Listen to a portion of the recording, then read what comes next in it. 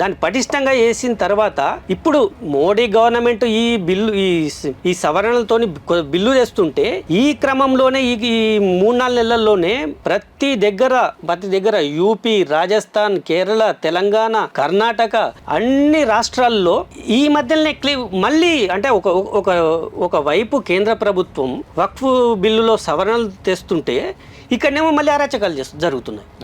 ఇంత అరాచకాలు జరుగుతూనే ఉన్నాయి.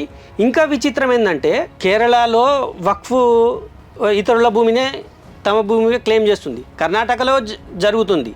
కర్ణాటకలో విజయపురలో రైతులకు నోటీసులు ఇస్తే 1500 ఎకరాలకు సంబంధించి నోటీసులు ఇస్తే అక్కడ రైతులంతా తిరగబడ్డారు, రోడ్డు మీదకి వచ్చి నిరసన తెలిపారు. అక్కడ బీజేపీ రంగంలోకి బీజేపీ రైతులకు మధ్యగా పోరాటం చేసింది. ఇది ఎక్కడో ఉధృతంగా అవుతుందని చెప్పేసి ఈ కాంగ్రెస్ ప్రభుత్వం భయపడి ఏం చేసిందంటే ఆ నోటీసులు వెనక్కి తీసుకుంది.